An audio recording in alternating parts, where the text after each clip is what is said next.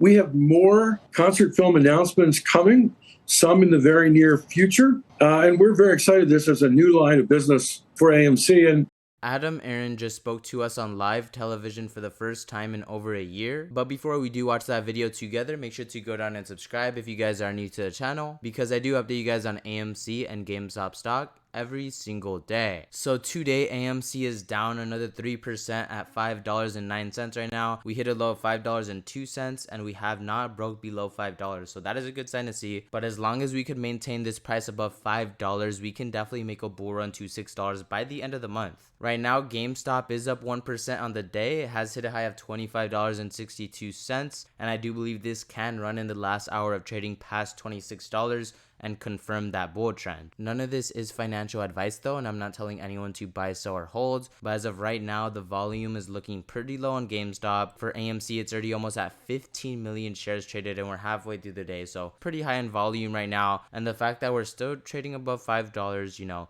it's pretty good to see. So let's go ahead and watch the live video of Aron talking to us about the AMC debt restructure. Movie theater chain AMC reaching a new debt restructuring deal. The agreement will extend the maturity of potentially $2.5 billion worth of AMC's debt and reduce its overall debt load by more than $460 million. Joining us now, AMC CEO Aron. And I know you're out of the country. You're in Turkey, Adam, and we haven't seen you, I don't think, in a while. You haven't been on CNBC or Squawk Box in over a year, I don't think. This was something you really wanted to talk about today. Well, I saved this moment for the biggest news that AMC has made in years. I just can't even tell you how important it is that we extended our debt maturities from 2026 to 2029. It gives us years and years of breathing room. And it's coming at a time when the box office finally, after 4 tough, turbulent years, the box office is finally roaring back strong. It started in early June with Inside Out 2. Despicable Me 4 was a big hit. Twisters opened big this weekend. Deadpool and Wolverine, which opens this week, might be the highest grossing R-rated film in history. And as we look ahead, we've got so many big movies coming this fall and in 25 and in 2026.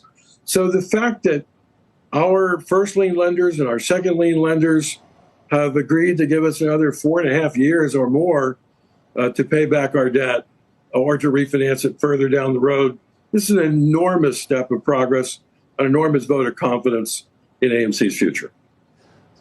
Part of the deal would be, I guess, to retire some of the debt through equity, and the stock initially went up on it. So that other times in the past where you've had to do that, Adam, the stock has gone down. So there was a real concern in the marketplace about the viability long term of AMC, you would say, with debt maturities that were in 25 or 26. So this takes that off the table. You're going to be around and be there for the recovery in the motion picture industry after the strike. Joe, you just said it perfectly. The press has been filled the last several months with anxiety that AMC might not be able to fund the $2.6 billion that was owed in April of 2026. And there was lots of loose talk about, in the press, not by us, about the risk of bankruptcy.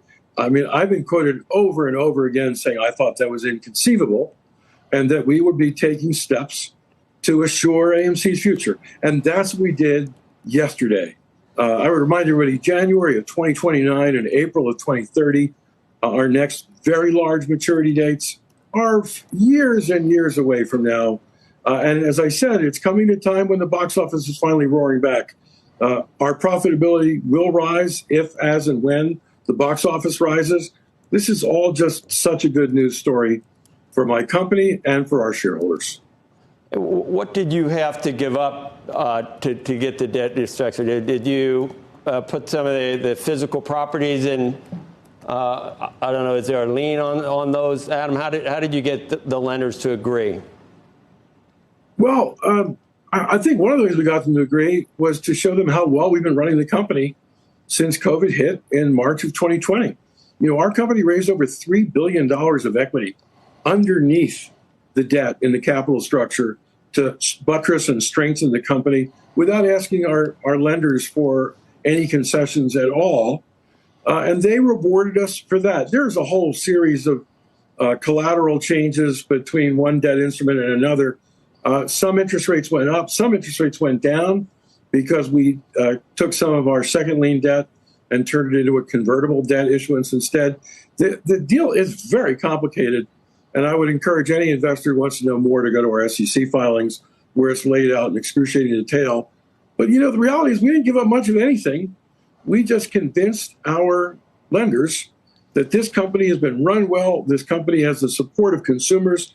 The box office is finally growing again, and we should be there to take advantage of that. They agreed with us, and we have all the time in the world to get there now. You going to produce any more movies? I mean, is that a new model? And how did that, the Eras Tour, the most successful concert film ever, did that give you a little bit of a bridge in terms of incremental revenue? Yes, yes, and yes, Joe Kernan. And I'm going to share something with your audience that they may not know. Yes, the Taylor Swift The Eras Tour is the most highest grossing concert film in history, is the highest grossing documentary in history. Guess who AMC owes Taylor Swift The Eras Tour movie to? Obviously to Taylor Swift, but also to Joe Kernan. Because I got a call from you saying, you know, you really ought to turn the Eras Tour concert into a movie, and I can introduce you to Taylor and her camp. And I took you up on that invitation. So I give you full credit. And not only did we produce the Taylor Swift Eras Tour movie, which was the first movie that AMC has ever distributed in over a century, but right behind that was a Beyonce movie. Beyond that, we did a listening event for Billie Eilish's album release in May. We have more concert film announcements coming, some in the very near future. And we're very excited this is a new line of business for AMC. And I guess we owe it all to you for the idea, but especially to Taylor and Beyonce and Billie and the world-class artists who are going to be next in line. Holy crap.